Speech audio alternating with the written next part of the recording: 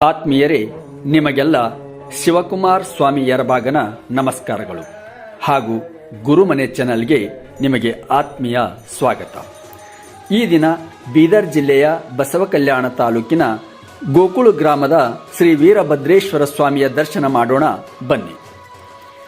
ವೀರಭದ್ರ ಸ್ವಾಮಿಯ ಜನನ ಹೇಗಾಯಿತು ಎಂದು ಮೊದಲು ನಾವು ತಿಳಿದುಕೊಳ್ಳೋಣ. ದಕ್ಷ ಬ್ರಹ್ಮನ ಮಗಳಾದ ಸತಿಯು ಶಿವನನ್ನು ಮದುವೆಯಾಗುತ್ತಾಳೆ. ಆದರೆ ಇದು ದಕ್ಷ ಬ್ರಹ್ಮನಿಗೆ ಇಷ್ಟವಿರಲಿಲ್ಲ. ಮುಂದೊಂದು ದಿನ ದಕ್ಷ ಬ್ರಹ್ಮನು ಬಹುದೊಡ್ಡ ಯಜ್ಞವನ್ನು ಮಾಡುತ್ತಾನೆ. ಅದಕ್ಕೆ ಎಲ್ಲ ದೇವತೆಗಳನ್ನು ಆಹ್ವಾನಿಸುತ್ತಾನೆ. ಆದರೆ ತನ್ನ ಮಗಳಾದ ಸತಿಗೂ ಹಾಗೂ ಶಿವನಿಗೂ ಆಹ್ವಾನ ಮಾತ್ರ ನೀಡಿರಲಿಲ್ಲ. ಆದರೂ ಸತಿಯು ತನ್ನ ತಂದೆಯು ಯಜ್ಞ ಮಾಡುತ್ತಿರುವ ವಿಷಯವನ್ನು ತಿಳಿದು ಆ ಯಜ್ಞಕ್ಕೆ ಹೋಗಲು ನಿರ್ಧರಿಸುತ್ತಾಳೆ. ಶಿವನು ಅವಳನ್ನು ಬೇಡವೆಂದು ನಾನಾ ರೀತಿಯಾಗಿ ಹೇಳಿದರೂ ಕೇಳದೆ ಅವಳು ದಕ್ಷ ಬ್ರಹ್ಮನ ಯಜ್ಞಕ್ಕೆ ಬರುತ್ತಾಳೆ. ಆಗ ದಕ್ಷ ಬ್ರಹ್ಮನು ಕರೆಯದೆ ಬಂದುದಕ್ಕಾಗಿ ಸತಿಯನ್ನು ಹಾಗೂ ಅವಳ ಗಂಡನಾದ ಶಿವನನ್ನು ಮನ ಬಂದಂತೆ ನಿಂದಿಸುತ್ತಾನೆ.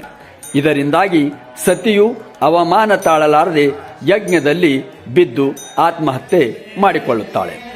ಈ ವಿಷಯ ಶಿವನಿಗೆ ತಿಳಿಯಲು ಅವನು ಕೋಪಗೊಂಡು ತನ್ನ ತಲೆಯಲ್ಲಿನ ಕೂದಲೊಂದು ಕಿತ್ತಿ ಅದರಿಂದ ವೀರಭದ್ರನನ್ನು ಸೃಷ್ಟಿಸುತ್ತಾನೆ ಮತ್ತು ದಕ್ಷ ಬ್ರಹ್ಮನಿಗೆ ಶಿಕ್ಷೆ ನೀಡಲು ಆಜ್ಞೆ ಮಾಡುತ್ತಾನೆ. ಹೀಗೆ ವೀರಭದ್ರ ಸ್ವಾಮಿಯು ಅವತಾರವಾಗುತ್ತದೆ.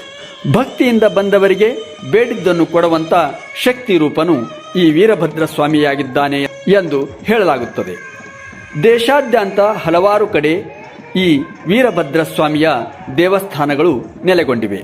ಇಂತಹ ದೇವಸ್ಥಾನಗಳಲ್ಲಿ ಸುಕ್ಷೇತ್ರ ಗೋಕುಳಿನ ವೀರಭದ್ರ ಸ್ವಾಮಿಯ ದೇವಸ್ಥಾನವೂ ಕೂಡ ಒಂದು. ಮೂಲತಃ ಗೋಕುಳಿನ ವೀರಭದ್ರ ಸ್ವಾಮಿಯು ಬಸವ ಕಲ್ಯಾಣದ ದೇಶಮುಖ ಮನೆತನದಲ್ಲಿ ನೆಲೆಸಿದ್ದನು ಎಂದು ಹೇಳಲಾಗುತ್ತದೆ. ಮುಂದೊಂದು ದಿನ ವೀರಭದ್ರ ಸ್ವಾಮಿಯು ಬಸವ ಕಲ್ಯಾಣ ದೇಶಮುಖ ಮನೆತನದಿಂದ ಗೋಕುಳಿಗೆ ಆಗಮಿಸಲು ಬಯಸಿದರು ಮತ್ತು ಗ್ರಾಮದ ಜಾಡರ ಮನೆತನದ ಜಾಡರೊಬ್ಬರ ಕನಸಿನಲ್ಲಿ ಬಂದು, ನನ್ನನ್ನು ಗೋಕುಳು ಗ್ರಾಮಕ್ಕೆ ಕರೆದುಕೊಂಡು ಹೋಗು, ನಾನು ಅಲ್ಲಿಯೇ ನೆಲೆಸುತ್ತೇನೆ ಎಂದನಂತೆ. ಆಗ ಆ ಜಾಡರು ಊರ ಗೌಡರಿಗೆ ಈ ವಿಷಯ ತಿಳಿಸಿ ಹಾಗೆ ಅವರನ್ನು ಕರೆದುಕೊಂಡು ಬಸವ ಕಲ್ಯಾಣಕ್ಕೆ ಹೋಗಿ ಆ ದೇಶಮುಖ ಮನೆತನದಿಂದ ಆ ವೀರಭದ್ರ ಸ್ವಾಮಿಯ ಮೂರ್ತಿಯನ್ನು ಗೋಕುಳು ಗ್ರಾಮಕ್ಕೆ ತಂದರೆಂದು ಹೇಳಲಾಗುತ್ತದೆ. ಅಂದಿನಿಂದ ಇಂದಿನವರೆಗೂ ಆ ಜಾಡರ ಮನೆತನದವರೇ ನಿರಂತರವಾಗಿ ವೀರಭದ್ರ ಸ್ವಾಮಿಯ ಪೂಜೆಯನ್ನು ಮಾಡಿಕೊಂಡು ಬರುತ್ತಿದ್ದಾರೆ. ಇನ್ನು ಕೆಲ ಕಾಲದ ನಂತರ ಗ್ರಾಮದ ವೀರಭದ್ರ ಸ್ವಾಮಿಗೆ ಒಂದು ದೇವಾಲಯ ಕಟ್ಟಲು ಗ್ರಾಮಸ್ಥರು ಬಯಸಿದರು. ಗ್ರಾಮದ ಚಂದ್ರಾಮರೆಡ್ಡಿ ಮಾಲಿ ಪಾಟೀಲರ ನೇತೃತ್ವದಲ್ಲಿ 1940ರಲ್ಲಿ ಪಾಯ ಹಾಕಿದರು. ಆದರೆ ಅದು ಕಾರಣಾಂತರಗಳಿಂದ ದೇವಾಲಯ ಕಟ್ಟಲು ಸಾಧ್ಯವಾಗಲಿಲ್ಲ. ನಂತರ ಗ್ರಾಮದ ಸಕಲ ಸದ್ಭಕ್ತರು ದೇವಾಲಯ ನಿರ್ಮಾಣಕ್ಕೆ ಸಂಕಲ್ಪ ತೊಟ್ಟರು. ಗ್ರಾಮದ ಶ್ರೀ ವೈಜನಾಥ್ ಶಂಕರರೆಡ್ಡಿ ಮಾಲಿ ಪಾಟೀಲರ ಮುಂದಾಳತ್ವದಲ್ಲಿ 1968ರ ವಿಜಯದಶಮಿಯ ಹಬ್ಬದ ಶುಭ ಮುಹೂರ್ತದಂದು ಆಗಿನ ಬಸವ ಕಲ್ಯಾಣ ತಾಲೂಕಿನ ಶಾಸಕರಾದ ಸಿದ್ದರಾಮಪ್ಪ ಖುಬಾರ್ ಅವರನ್ನು ಕರೆಸಿ ಮತ್ತೊಮ್ಮೆ ದೇವಾಲಯದ ಅಡಿಪಾಯ ಪೂಜೆ ಮಾಡಿ ಪ್ರಾರಂಭಿಸಿದರು. ಇದಕ್ಕಾಗಿ ಗ್ರಾಮದ ಪ್ರತಿಯೊಬ್ಬರು ಹಗಲಿರಳೆನ್ನದೆ ಶ್ರಮಿಸಿ ಭವ್ಯ ಸುಂದರವಾದ ಒಂದು ಮಂದಿರವನ್ನು ನಿರ್ಮಾಣ ಮಾಡಿದರು. 1970ರಲ್ಲಿ ಈ ನವನಿರ್ಮಾಣಗೊಂಡ ಮಂದಿರದಲ್ಲಿ ಶ್ರೀ ವೀರಭದ್ರ ಸ್ವಾಮಿಯನ್ನು ಮಹಾರುದ್ರಾಭಿಷೇಕ ಪೂಜೆಯೊಂದಿಗೆ ಸ್ಥಾಪಿಸಿದರು. ಹಾಗೂ ಗ್ರಾಮಸ್ಥರೆಲ್ಲ ಸೇರಿ ದೇವಾಲಯದ ಸರ್ವಾಂಗೀಣ ಅಭಿವೃದ್ಧಿಗಾಗಿ 1980ರಲ್ಲಿ ಟ್ರಸ್ಟ್ ಒಂದನ್ನು ಕೂಡ ಸ್ಥಾಪಿಸಿದರು. ಮುಂದೆ 2003ರಲ್ಲಿ ಬಹು ಸುಂದರವಾದ ಗೋಪುರವನ್ನು ನಿರ್ಮಾಣ ಮಾಡಿ ಕಳಸಾರೋಹಣ ಕೂಡ ಮಾಡಿದರು. ಈ ಸಂದರ್ಭದಲ್ಲಿ ವೈಜನಾಥ್ ರೆಡ್ಡಿ ಮಾಲಿ ಪಾಟೀಲರು 1968ರಿಂದ 2003ರವರೆಗೆ, ಅಂದರೆ ದೇವಾಲಯ ಕಟ್ಟಲು ಪ್ರಾರಂಭವಾದಾಗಿನಿಂದ ಕಳಸಾರೋಹಣದವರೆಗೆ ಪ್ರತಿದಿನ ಒಂದೇ ಒಂದು ಊಟ ಮಾಡುವ ಸಂಕಲ್ಪ ಮಾಡಿದರು.